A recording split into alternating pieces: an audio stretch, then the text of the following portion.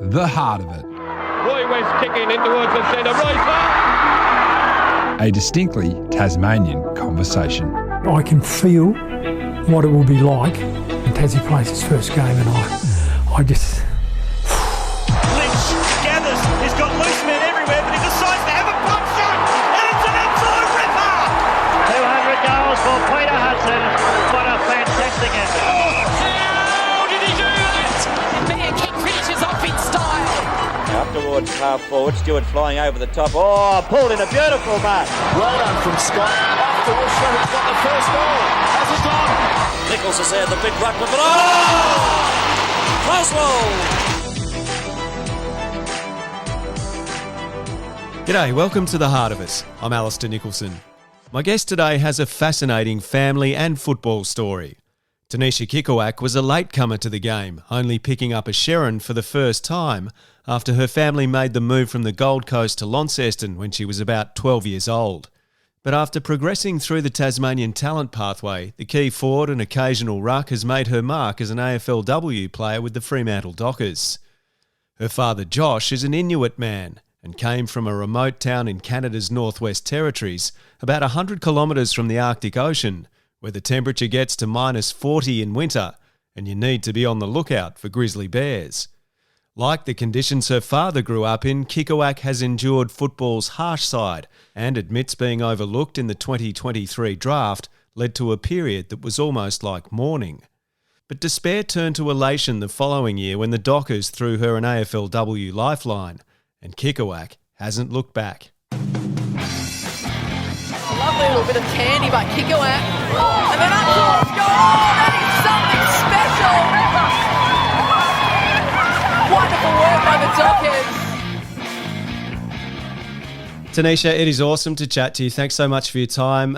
You've got, I think, one of the more unique stories to tell about your rise to AFLW player. Let's start with the Gold Coast. Was the Gold Coast the place where you grew up in Australia initially? Yep, lived there for 12 years, pretty much next to Dreamworld and Movie World, which was pretty amazing, in Coomera. So I was born there, lived there for 12 years, had best childhood, summer, beach days, theme parks, all you could think of. And yeah, definitely miss it, but I think it's the people that I miss more than anything. Yeah. The Goldie's a Goldie. Absolutely. How did you end up then in Launceston, of all places, moving from the sun and the sand of the Gold Coast to sort of inland northern Tasmania? Yeah, it's sometimes I don't believe that we've done a move like that. But I think there's no harm. At the age that my sister and I were, it was no harm in a big move like that. And Mum's originally from Victoria, so she didn't want to move down there, and we knew our closest family friend in Tassie, and they're like, why not?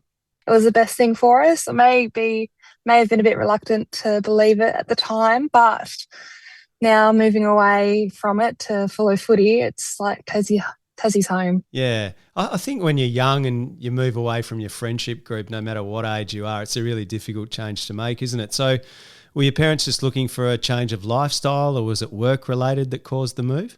I think for Dad's role,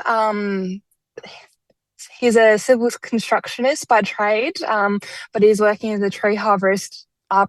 Yes, yeah. Now, with a family friend. So his job was quite he's very good at what he does.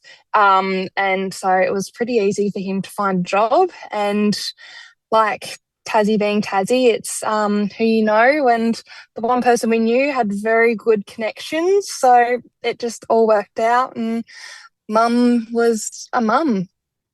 It's her life, and we thank her for it.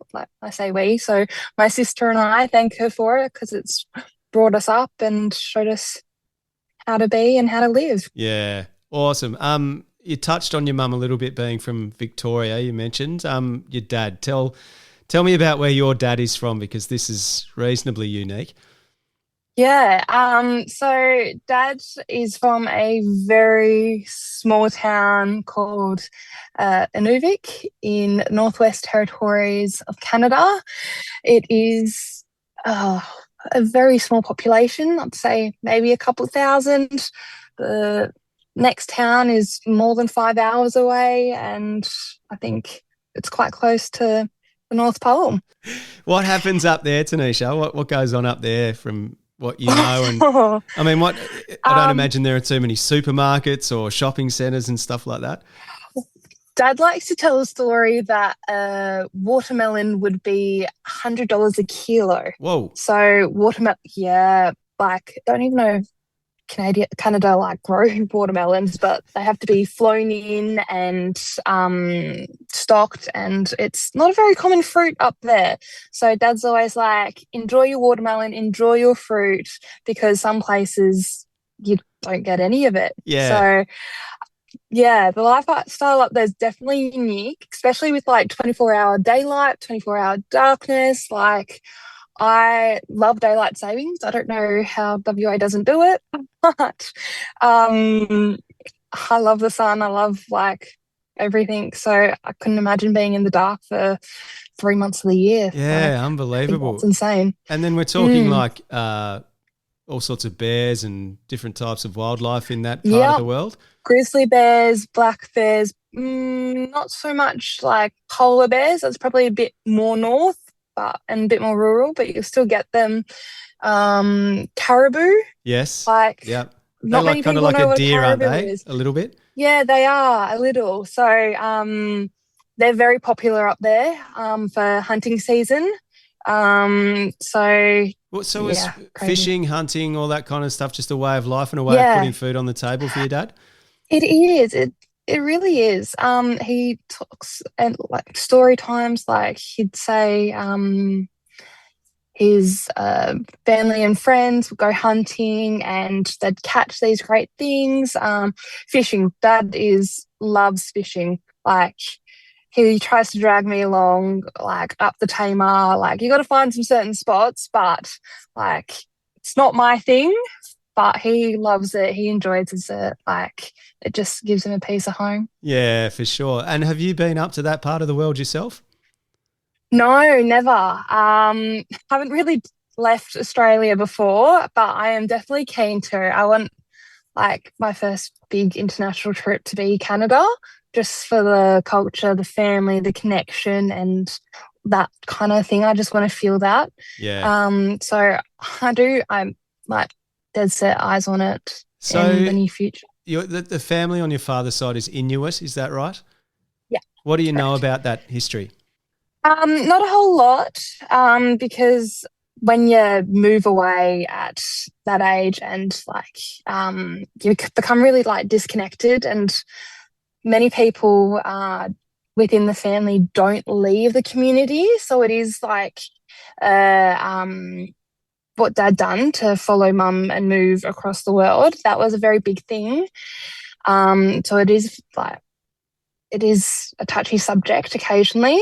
But I think he's always been honest and open about it.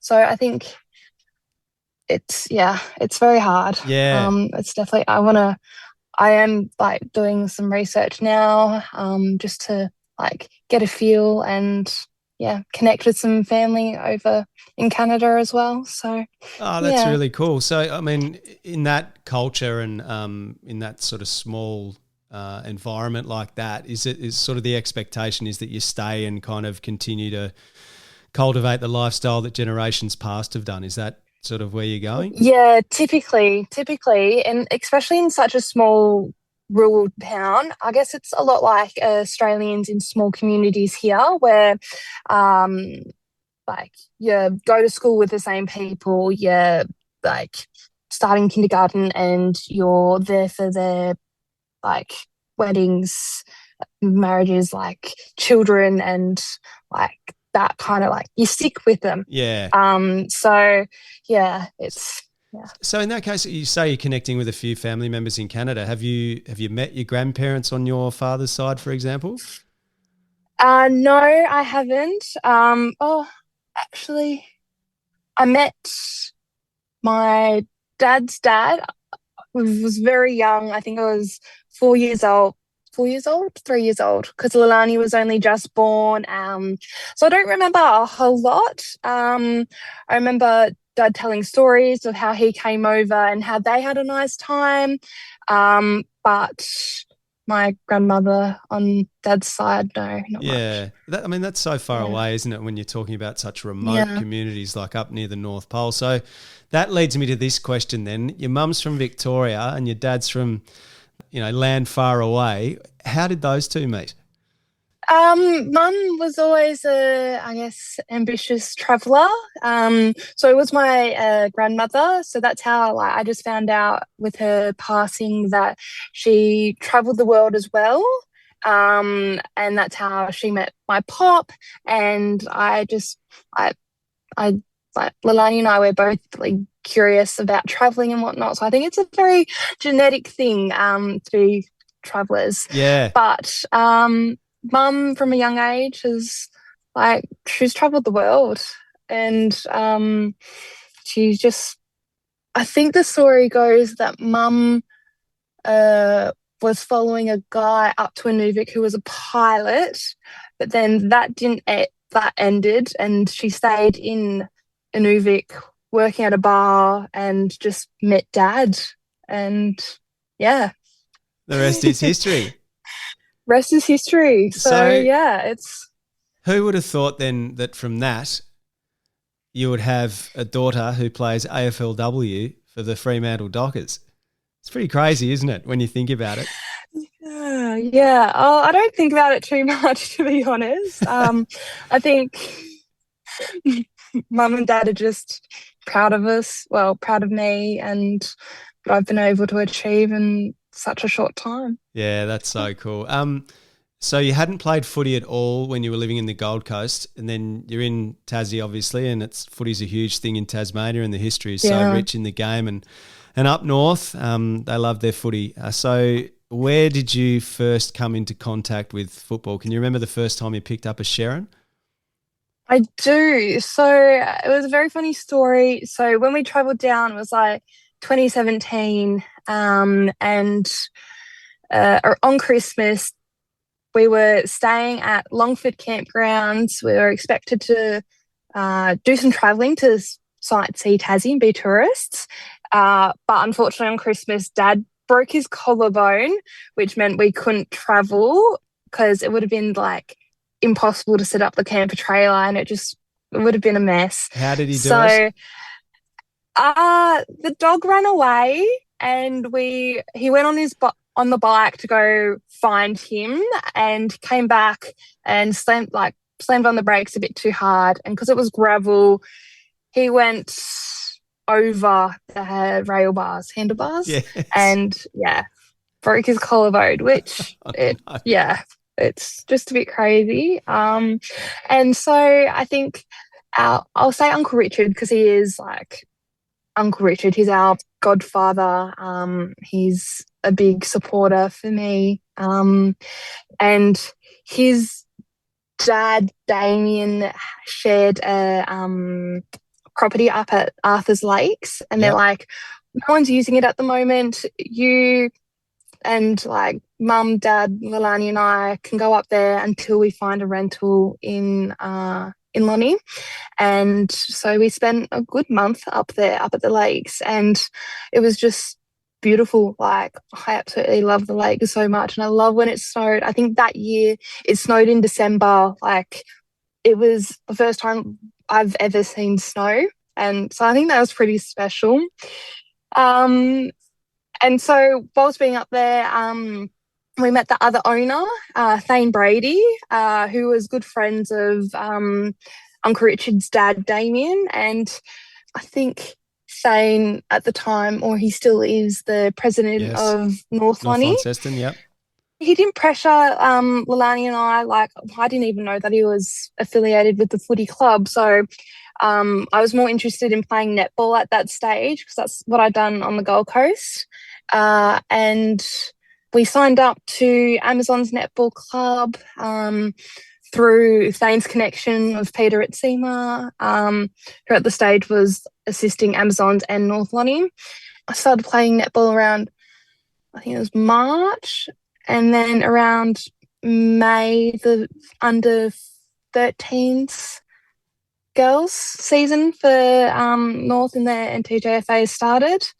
And I don't know if it was round 1 or maybe round 5 or whatever, but we got a call from Thane saying, hey, look, I know Mum, he obviously spoke to Mum, but he just said, look, Kelly, I know your girls are really athletic. Do you mind if they come in and fill some numbers for this under 13s team?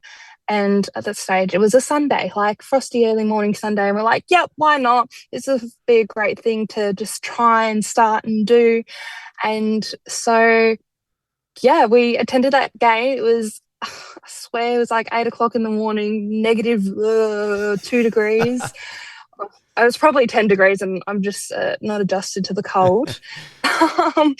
But we played that game and I was the tallest girl there. I just, found a ball, kicked the ball. I think at the time I was only kicking torpedoes and I eventually was taught how to kick. But, I just run around and, had some fun. So from that first ever game, you decided that you kind of liked the game. At what point do you start to really play football and you're looking forward to it and you want to play and you're a regular and all of that kind of stuff? I don't know, to be honest. I think I just continued playing at local level. I think it went into under 14s team. So I was a part of that inaugural season. And I played maybe one game of under 17s, which was kind of scary. Like I was this somewhat big kid in a top age kind of thing. And I just had fun with that again. Like no one really knew how old I was. I looked older than what I was. So it was just fun. But I don't think I took it serious for the next 2 years. Got a message from someone be like, hey, do you want to come and do some training sessions with us? It was like the North Melbourne Next Gen Academy. Yep. That was honestly so long ago. Can't remember it now, but it was just some girls my age and just, So doing some extra training sessions. When you reflect on it now, do you think that there were sort of people who were noticing you, who were chatting to the right people in the background and perhaps you didn't even know that this was going on and they're saying, you've got to see this girl, she's athletic, she's tall, she's gifted, she could be a really good player? I do think so, because I remember, this is probably what Mum's told me, but Dean Smith was at my first game for under 13s and he was just there because that's the type of person he was. He was there from 8 o'clock in the morning till the last game at night. And he was obviously a big driver for women's playing footy. And so he just said, look, she's got some skills. And I think he was there in the background and talking to Deb Reynolds and Jodie and Well, it's had a profound impact, hasn't it? As much as it sort of took you a little longer than you'd had hoped to get that opportunity to play at AFLW level, but you certainly got there. So on that, when you're playing Coates League for Tassie, is there a point where you start to think, oh, wow, this AFLW competition looks pretty cool, I wouldn't mind being part of that? I think from, I guess, when I was 17, like the year before my draft year, I saw girls like Ella Moira, Perry King get drafted, and I trained with them as a bottom ager, and I was like, oh, it's a possibility if I really want it. But at that stage, I still think I was quite new to the game. Like I practiced my kicking. I had lessons to teach me how to kick because I was still kicking torps like 20% of the time.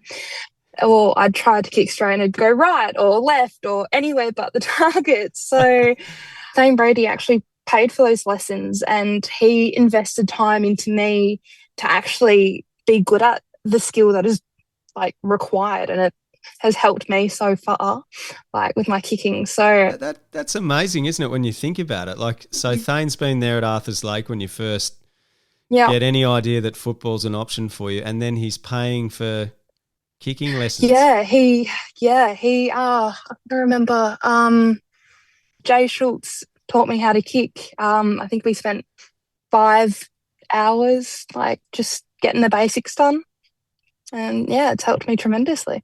That's amazing. Although I have to say, the torpedo is a much loved element of the game when someone rips them out. I don't think I could do that now. Maybe, I don't think I'll do it deliberately in a game, but unintentionally, possibly. So did you chat to AFLW clubs on the way through? Were there conversations, and sort of what level did things get to in your draft year? So I think it was 23 that I was eligible to go to the draft. And I think it was around the time that Nationals were being played at, that clubs were being in contact, and obviously with the connection through Tassie and North Melbourne, there were a few conversations there. Like I'd go to all the W games held at Tassie, which I think it was a great insight to see their game day, what they do, their preparation, and like Tassie connections. Like it's the greatest thing, I think, and definitely conversations with them, and just a few other clubs throughout the year, like maybe after a good game or something, my manager would be like, hey, Tanisha, we got this for you. Just get your feel around it and, see how you go. So were you getting excited at this stage, and sort of, how are you feeling around that time and as the draft approaches, and then on draft night, what can you describe your emotions and what you were doing and thinking?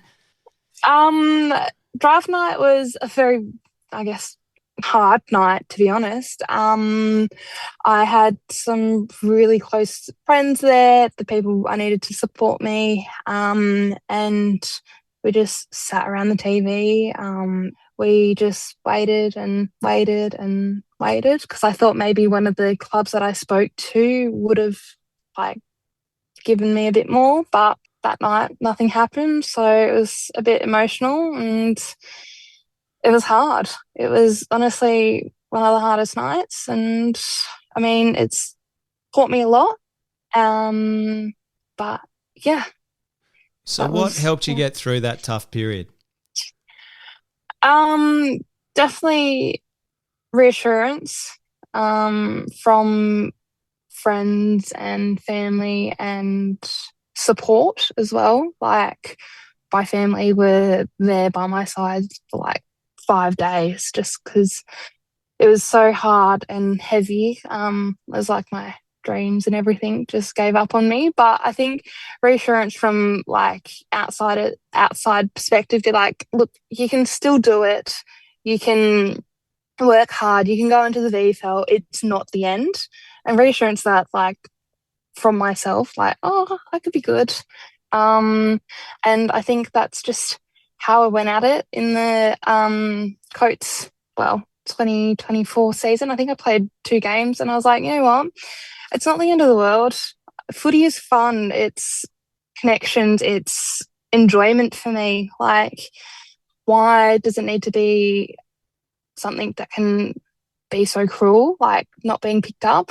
So I think I took that pre-season as an opportunity, because also Lilani, my sister, was going for the under 16, so her and I just rocked up to training every time, and I was there with my best friend, and we just had so much fun. Like, it made footy enjoyable again. And so I just went at it, like, be honest to myself and have some fun with a sport that I really loved. So I think that's just what helped me get through. What a great way of looking at it. So you play as an overage player for the Devils that year, and then you play some VFLW for North Melbourne as well. Did you get that opportunity? That was my draft year, so 2023. Okay. I played a game for North against Collingwood, but as an overager in 24, I played two games in Sydney, I think, and that All Stars v the All Australian team, and that was my last opportunity. Which is where you fired, didn't you? Can you tell me about that game? Yeah. That was a chaotic game because at that year, like start of the year, I minimised my hours working for AFL Tas to I guess clear up my life for more personal stuff. And because I worked for AFL, I trained, I coached, I assisted. It was all footy, so I needed something new. And so I became a legal receptionist in a law firm in town. So the night before the game, I flew in at 11 o'clock, didn't get to the hotel around 11:30. I was absolutely knackered, got up the next day, had a crap sleep because we're in centre of Melbourne, like it's busy, everyone gets it. And I had my crabby pants on, like I just wasn't, I got to the ground, my energy wasn't there, and I was like, right, I just have to get through this game. It's going to be fine. We're at Icon Park. It's actually quite nice ground. Yeah. So, I was like, okay, Tunisha, get out of it. You've rocked up late. Yeah, had a shit night's sleep. But this is another opportunity because I think the year before I played in the All-Stars and we won that game. That was a cracker. I had some fun, made some connections. And I was like, right, we're just going to play, see what the game gives us because I don't think anyone knew where they were playing. It was like a bunch of like top ages and new that year's draftees coming all together for a second chance. And I was like, you know what's the worst that can come out of it? And I think I played 100% game time. I rucked and played forward. That game was really an eye-catching performance for you, wasn't it? So your AFL opportunity comes not too long after. What happened there?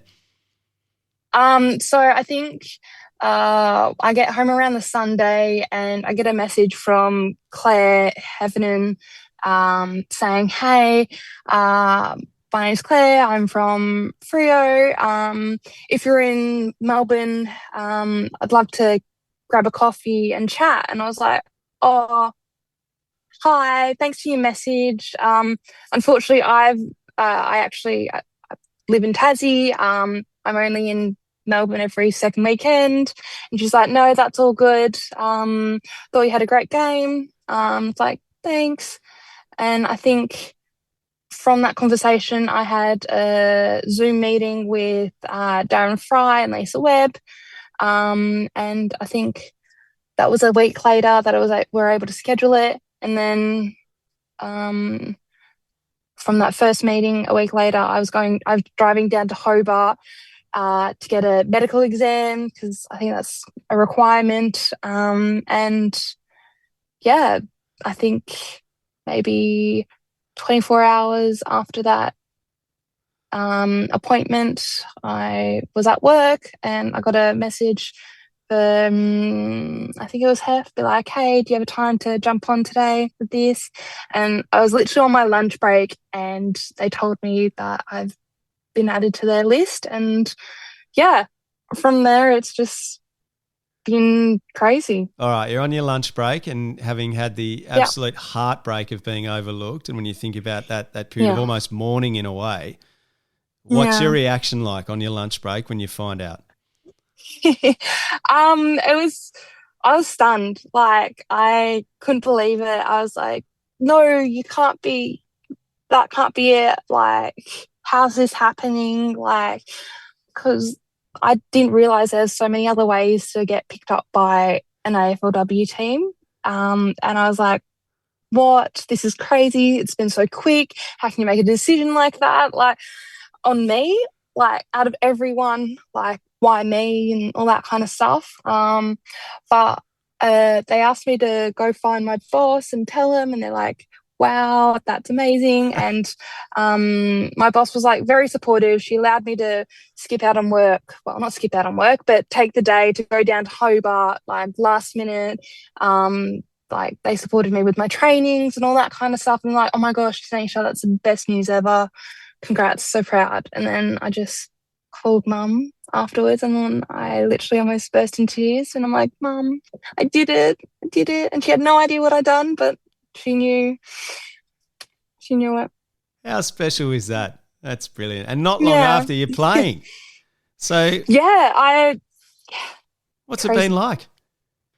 It's been unreal. I think I come over like 5 days after I find out. I just come over for a week. I play a game against West Coast in the summer series, kick a goal, and then come back home 2 weeks later. I've moved over full time and pre-season starts, and I originally trained as a back, and that's where I thought I'd play. But yeah. Well, you're doing a very nice job in the forward line and helping Mimstrom out in the ruck as well from time to time is, I'm sure, much appreciated. So it's an amazing story. You've only been playing since 2017, so you must feel like you've still got so much great footy ahead of you and you're learning almost every day. How are you approaching your football? Every day. I'm very eager on learning because there's so many talented players out there, and I want to be like, I want to do that in a game. I want to do that and be like you. But it's like, hang on, you got to learn those skills. You got to be your own player. So I think I am finding out who I am and how I play, because I've been put in so many positions, like I think everywhere but the wing. I think I have a routine. I go at it and I try and learn everything that I need to, and I get a lot of feedback from coaches and support staff, and I just try and work on all crafts, not at once, but just try to get the basics and execute it to my best ability. It's fantastic to see you doing so well, given your story, and you've come from the clouds in lots of ways. You haven't played long, you've had disappointment, and then you get your belated opportunity. And Kiara Bowers is a fair player to replace as well. She's gone on maternity leave, and that's what ultimately gave you that opportunity to be a replacement player for her in 2024. Just reflecting a bit more on Tasmania then, what is it about Tassie that you think has helped shape you and help you become the athlete that you've become? I think I've said it 100 times, but connections. Like, Tassie is a very connected, driven state. I think WA is a lot like it as well, which completely surprises me with how big it is. But connections are great. Meeting new people, finding how many people actually like footy as well. That's been insane. You get so many tips and conversations about it, which is great. But I also think that the coaching staff that I've had have been incredibly lucky as who I've had, and those supporters have helped me, like Thane, like so many people have helped me and supported me in pursuing something that is so real right now. Yeah, that's brilliant. And your favourite part of Tassie? Where are you sending some of your mates from Fremantle if they go to Tassie? I'd have to say Bridport. Like, it's only a recent. I love Bridport, love Ulverston, because I think it's the beach, but also it's like so quiet, so calming. It's so close to Lonnie, like 45 minutes from Lonnie to Bridport, or maybe an hour to Ulvie. Like, it's so easy. And that's what I love about Tassie, because it takes me 30 minutes to drive home to the club. So, yeah. Does your head in that stuff, doesn't it? Well, you get used to it. You definitely get used to it. One last one. How are you feeling about Tasmania, football in Tassie, knowing where you came from and now seeing what opportunities are being opened up by the Tassie Devils? I think there's so much talent that it doesn't get seen. But I think the mainland in people taking chances on Tassie it's gotten so much better, and there's only up from now. Yeah. So, yeah. Tanisha, it's been lovely watching your story unfold, and so good to see you doing so well last year in the AFLW and again this year. Really interesting story you have, and I appreciate you sharing it with us. Thank you so much. Tunisha Kikoak, a great example of perseverance and determination. It's great to see her establish herself in the AFLW, and with her thirst to learn and get better, the future looks extremely bright. For more episodes of The Heart of It with other great Tasmanians, you can subscribe or download the podcast wherever you get your pods. Thanks for listening.